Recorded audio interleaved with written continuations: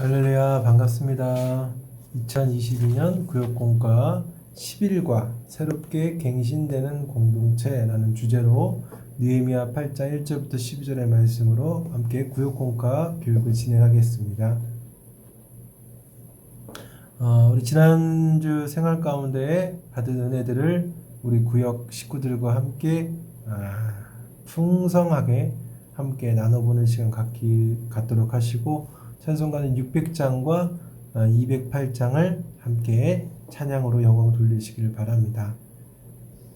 마음 열기입니다. 이스라엘은 무너진 성벽을 재건했지만 아직도 온전한 회복을 이룬 것은 아닙니다. 외형적인 회복도 중요하지만 더욱 중요한 것은 내면의 회복, 즉 말씀 중심의 공동체, 신앙의 회복이기 때문입니다. 느헤미야는 제사장 에스라와 함께 귀환한 이스라엘 공동체의 신앙 회복 운동을 이끌었습니다. 회복은 말씀을 통해서 이루어집니다. 우리 지난주에 이어서 계속해서 느헤미야를 살펴보고 있는데, 느헤미야가 또 하나님의 은혜를 갖고 자신의 그 동족들의 아픔과 고통을 듣고 자신이 직접 예루살렘으로 돌아가서 이 일, 다시 성벽을 재건축하고 이스라엘 백성들을 다시 신앙으로 다시 든든히 세워나가는 그런 계획과 목적을 세웠습니다. 그로 인하여서 이제 이스라엘 백성들의 신앙 회복의 운동을 이끌었는데, 오늘 그 내용을 함께 살펴보도록 할게요. 자, 느헤미야 8장 1절부터 12절의 말씀을 우리 함께 말씀을 읽어보도록 하겠습니다. 말씀이 좀 작게 글자가 보일 수 있으니까 여러분 성경을 직접 피셔서 읽어보시기 바랍니다. 같이 한번 읽어보겠습니다. 이스라엘 자손이 자기들의 성읍에 거주하였더니 일곱째 달에 이르러 모든 백성이 일제히 수문학 광장에 모여 학사 에스라에게 여호와께서 이스라엘에게 명령하신 모세 율법책을 가져오기를 청하매, 일곱째 달 초하루에 제사장 에스라가 율법책을 가지고 회중 앞 곧 남자나 여자나 알아들을 만한 모든 사람 앞에 이르러 수문학 광장에서 새벽부터 정오까지 남자나 여자나 알아들을 만한 모든 사람 앞에서 읽음에 뭇 백성이 그 율법책에 귀를 기울였는데, 그때 학사 에스라가 특별히 지은 나무 강단에 서고 그의 곁 오른쪽에 선 자는 마띠다와 스마와 아나야와 우리야와 힐기야와 마아세아요. 그의 왼쪽에 선 자는 부다야와 미사엘과 말기야와 하숨과 하스밧다나와 스가랴와 무술람이라. 에스라가 모든 백성의 위에 서서 그들 목전에 책을 펴니 책을 펼 때에 모든 백성이 일어서니라. 에스라가 위대하신 하나님 여호와를 송축하며 모든 백성이 손을 들고 아멘 아멘 하고 응답하고 몸을 굽혀 얼굴을 땅에 대고 여호와께 경배하니라. 예수아와 바니와 세레바와 야민과 아굽과 사부대와 호디야와 마아세야와 그리다와 아사랴와 요사박과 하난과 블라와와 레이 사람들은 백성이 제자리에 서 있는 동안 그들에게 율법을 깨닫게 하였는데, 하나님의 율법책을 낭독하고 그 뜻을 해석하여 백성에게 그 낭독하는 것을 다 깨닫게 하니 백성이 율법의 말씀을 듣고 다 웃는지라. 총독 느헤미야와 제사장 겸 학사 에스라와 백성을 가르치는 레위 사람들은 모든 백성에 이르기를, 오늘은 너희 하나님 여호와의 성일이니 슬퍼하지 말며 울지 말라 하고, 느헤미야가 또 그들에게 이르기를, 너희는 가서 살찐 것을 먹고 단 것을 마시되 준비하지 못한 자에게는 나누어 주라. 이날은 우리 주의 성일이니 근심하지 말라. 여호와로 인하여 기뻐하는 것이 너희의 힘이니라 하고, 레위 사람들도 모든 백성을 정숙하게 하여 이르기를, 오늘은 성일이니 마땅히 조용하고 근심하지 말라 하니. 12절의 말씀이 잘렸네요. 12절 말씀은 제가 읽겠습니다. 모든 백성이 곧 가서 먹고 마시며 나누어 주고 크게 즐거워하니 이는 그들이 그 읽어 들려준 말을 밝히 알미라. 아멘. 느헤미야서는 이제 이스라엘 백성들이 3차 포로 귀환, 3차 포로 귀환의 시점부터 BC 400년까지의 이스라엘 역사, 즉 예루살렘 성벽의 재건과 그들의 그 개혁, 이스라엘 백성들을 향한 그 개혁을 기록한 책입니다. 이 느헤미야가 크게 1부와 2부로 나뉘어지는데 1장부터 7장까지는 그 느헤미야가 예루살렘으로 귀환한 것과 그들을 통한 성벽, 그 느헤미야를 중심으로 성벽 재건에 대하여 기록하고 있고, 2부격에 해당하는 느헤미야 8장부터 13장까지는 이스라엘의 언약의 갱신, 다시 이제 잃어버렸던 이스라엘 백성들에게 신앙을 다시 회복하기 위해서 우리 과거 조상에게 받았던 그 하나님의 언약의 말씀을 다시 갱신하고 그 신앙을 기준으로 개혁하는 내용을 담고 있습니다. 이제 오늘 본문 8장에 와서는 7월 절기를 준수하는 내용을 다루고 있는데, 그 유대 종교력으로 7월 1일은 우리가 지금 일반적으로 사용하고 있는 이 달력으로는 기준으로 그들이 유대 종교력의 7월 1일은 우리나라 지금 우리가 쓰고 있는 달력의 기준으로 보면 1월 1일에 해당합니다. 1월 1일. 저에게는 새해죠. 우리에게는 이스라엘 백성들에게는 이날이 나팔절로 불리우는 신년절입니다. 신년절. 그리고 이제 7월 15일부터 22일은 초막절로 지킵니다. 그러니까 초막절은 이제 이스라엘 백성들이 출애굽해서 40년간의 그 광야 생활을 할 때 하나님께서 우리들을 이스라엘 백성들을 지키시고 그 광야의 생활 가운데 보호하신 것을 기념하는 것을 지키는 절기가 초막절입니다. 이제 이스라엘 백성들, 이제 포로로 귀환한 이스라엘 백성들과 이제 느헤미야는 7월 1일이 되자 학사겸 제사장 에스라를 불러서 또 레위인들을 불러서 새벽부터 정오까지 이스라엘 백성들에게 율법을 낭독하고 그 율법을 해석해 줍니다. 그러자 이 율법을 듣는 이스라엘 백성들이 슬피 울며 자신들의 죄악에 대하여 통렬히 회개하게 됩니다. 바로 이렇게 하나님의 말씀을 듣고 회개한 이스라엘 백성들의 공동체가 이제 신앙 회복 공동체가 된 겁니다. 이전까지는 여전히 죄악에 물들여져 있는 그런 상황 가운데 있었는데, 이들이 하나님의 말씀을 듣고 그 말씀을 통한 은혜를 겪게 되니까 그들의 내면 안에 변화가 일어났다는 것이죠. 그래서 하나님께서는 그들을 통해서, 이 이스라엘 공동체를 통해서 다시금 하나님의 일을 시작하게 된 것입니다. 그럼 오늘 구체적으로 오늘 이 본문의 내용을 말씀을 갖고 우리에게 주고자 하는 의미, 교훈이 무엇인지를 함께 살펴보도록 하겠습니다. 1번, 일곱째 달 초하루에 이스라엘 백성들이 수문 앞 광장에 모였을 때 학사 에스라에게 요청한 것은 무엇이었습니까? 느헤미야 8장 1절입니다. 이스라엘 자손이 자기들의 성읍에 거주하였더니 일곱째 달에 이르러 모든 백성이 일제히 수문 앞 광장에 모여 학사 에스라에게 여호와께서 이스라엘에게 명령하신 모세 율법책을 가져오기를 청하매라고 말합니다. 그들이 요청한 것은 바로 학사 에스라에게 모세 율법책을 가지고 와달라고 요청하게 됩니다. 왜 이스라엘 백성들은 에스라에게 이런 율법책을 갖고 와달라는 요청을 했을까요? 바로 이 하나님의 말씀을 통하여서 하나님께서 이스라엘 백성들을 향한 그 뜻을 무엇인지 알고, 그리고 이 하나님과 바른 관계를 맺기 위해서 율법책을 갖고 오라라고 말한 것입니다. 지금 이스라엘 백성들이 하나님의 은혜와 도우심으로 말미암아 예루살렘으로 돌아왔고, 또 예루살렘 성벽은 완성되었지만, 하지만 자신들의 그 진정한 안전과 보호는 지금 자신들이 건축한 예루살렘 성벽이 아니라 하나님의 뜻을 알고 하나님과, 그 전능하신 하나님과 바른 관계를 맺을 때 이 이스라엘이, 우리 이 민족이 다시 일어설 수 있고 그로 인하여 하나님을 통하여 우리의 안전이 보장된다라는 사실을 깨닫게 된 겁니다. 예. 그러니까 그들에게 진짜 필요한 건 뭐예요? 말씀이죠. 그 하나님의 바른 계획과 뜻을 알 수 있는 방법은 무엇입니까? 하나님의 말씀이다라는 것이죠. 예.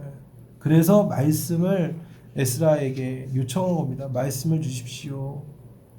말씀을 우리에게 선포해 주십시오라고 이야기한 것이죠. 성도는 하나님의 백성은요 똑같습니다. 우리 인생에 펼쳐지는 뭐 작든 크든 그 문제의 크기는 상관없이 모든 일들을 하나님의 말씀을 갖고 풀어야 되는 것입니다. 우리 안에 처해 있는 모든 상황들을 하나님의 말씀을 갖고 말씀의 원리에 갖고 풀어야 된다는 것이죠. 그러기 위해서 우리가 항상 무엇을 해야 됩니까? 바로 항상 말씀을 가까이 하는 삶을 해야 한다는 것이죠. 어떤 통계를 보니까 성경을 읽지 않고 신앙생활을 하는 성도들이 갈수록 해마다 증가하고 있다라고 말합니다. 어떤 사람은 1년 동안 성경을 읽은 분량이 그러니까 주일마다 교회를 가는데 주일에 교회에 가서 그 예배를 통해서 목사님의 설교를 통해 읽게 되는 그 본문 있지 않습니까? 그 성경을 펴서 읽은 본문이 1년 동안 읽은 자신의 성경의 분량이라는 거예요. 그러니까 평소에는 아무도 단 한 절도 읽지 않는다라는 것이죠. 이런 하나님의 백성이 하나님의 말씀이 성경을 가까이 하지 않는다면 여러분 감히 하나님의 백성이라고 부르기 민망하죠. 뿐만 아니라 하나님의 성도가 자신의 삶 속에서 말씀이 없으면 하나님의 인도를 받을 수가 없다라는 것입니다. 그래서 성도라면 항상 말씀의 자리 또 성경을 읽기를 기뻐하고 즐거워하는 그런 성도가 되어야 한다라는 것입니다. 자, 계속해서 2번 볼까요? 율법의 말씀을 들은 대상은 누구이며 또 그 태도는 어떠했습니까?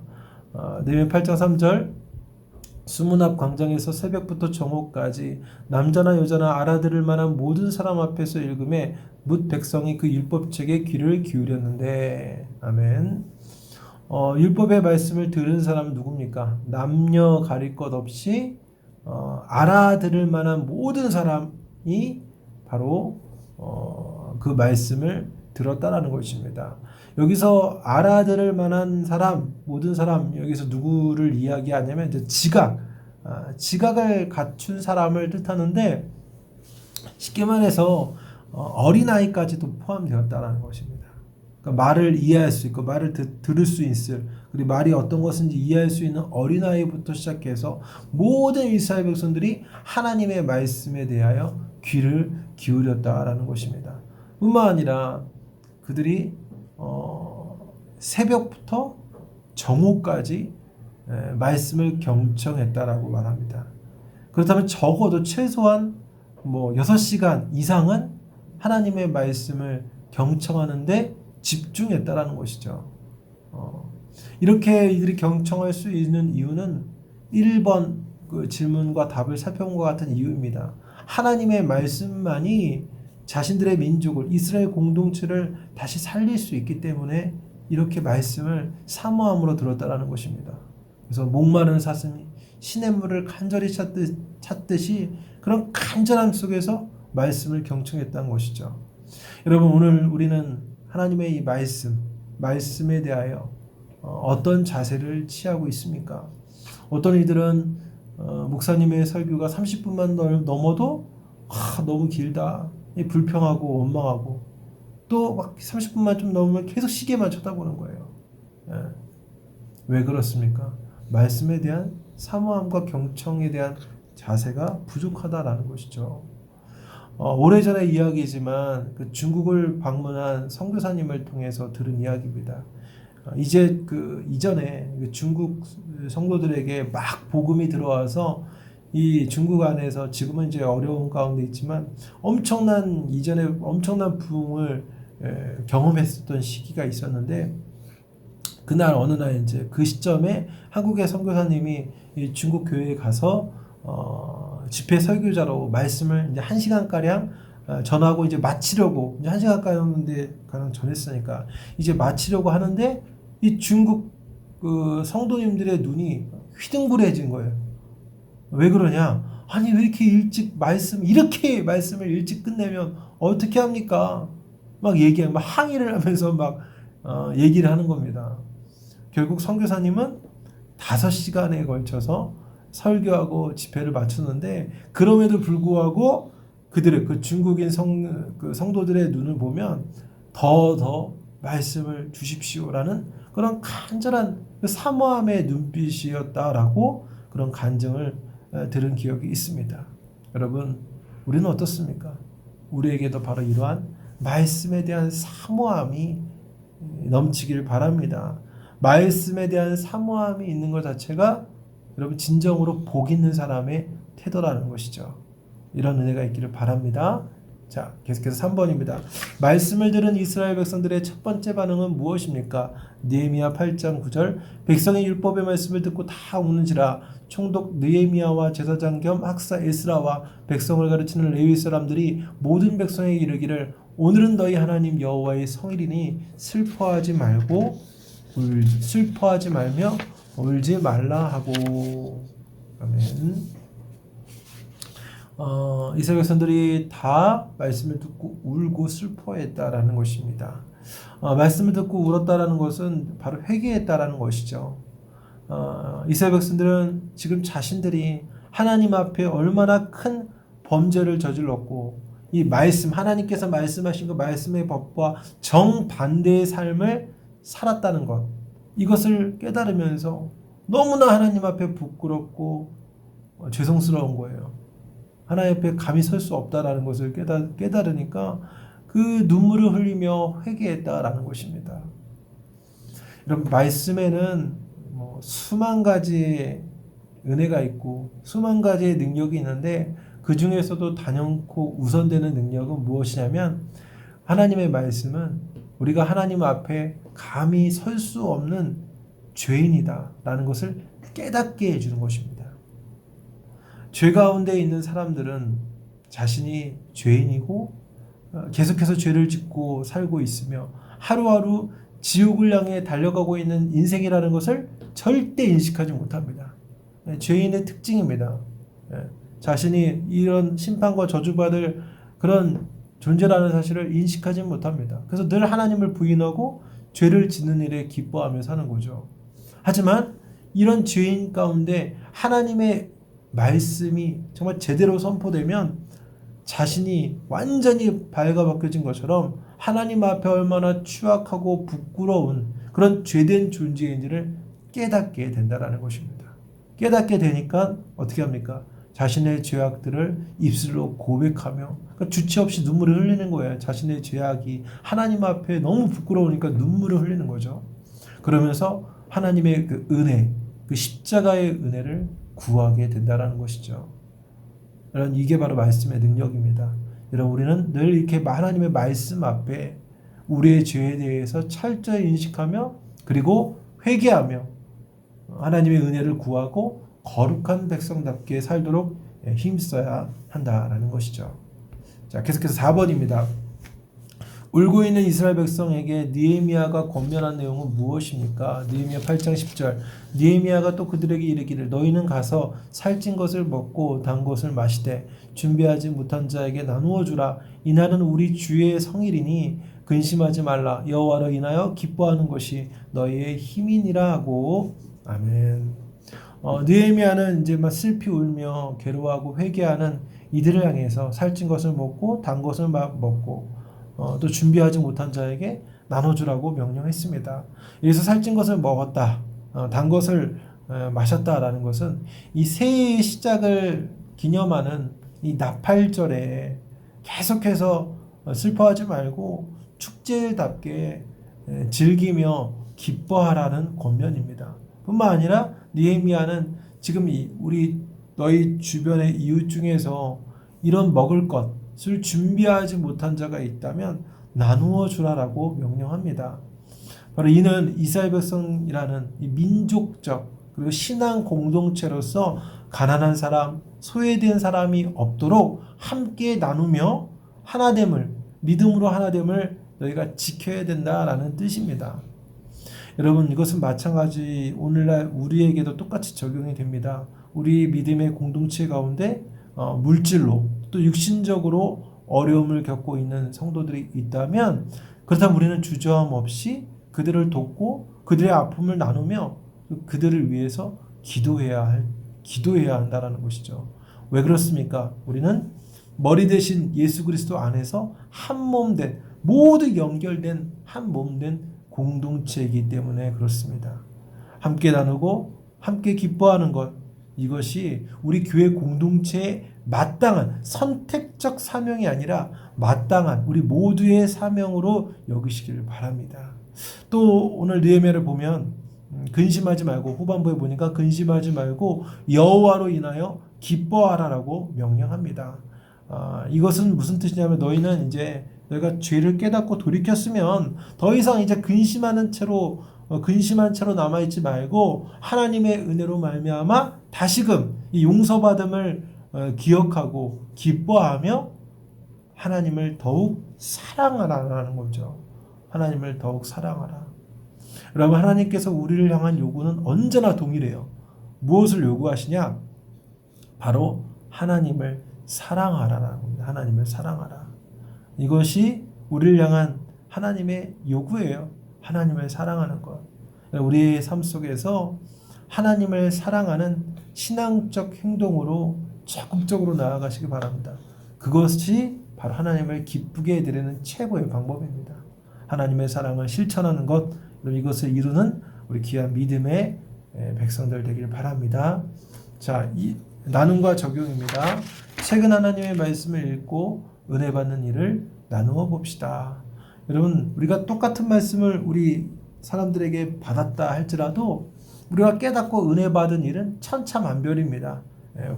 구역원들과 함께, 그렇기 때문에 이 말씀에 대한 다양한 은혜들을 우리 구역원들과 함께 풍성하게 나누어 보시기를 바라고요. 함께 기도하실 때는 말씀의 능력이 나와 가정과 교회 그리고 이 민족 가운데 임할 수 있도록, 또 서로의 기도 제목을 꼭 기도하시고, 또 교회와 지역과 나라를 위해서, 특별히 이제 새롭게 윤석열이라는 분께서 이제 대통령 당선인이 되었잖아요. 또 앞으로 새로운 것을 이 대한민국이 이끌어갈 수 있도록 여러분 기도해 주시고, 참 마음으로 정치적으로 분열된 우리나라가 하나 될 수 있는 그런 기회가 열릴 수 있도록 여러분 더욱 기도해 주시기 바라고, 헌금을 위해서 기도하실 때 찬송가 50장 찬양하면서 또 하나님 앞에 준비된 예물 드리시고 주기도문 혹은 또 구역장님의 대표기도로 마치시기를 바랍니다. 여러분, 한 주간도 믿음 안에서 승리하시고, 또 어려움을 당하고 있는 우크라이나 국민을 위해서, 평화를 위해서 계속적으로 기도할 수 있는 한 주간이 되시길 바랍니다.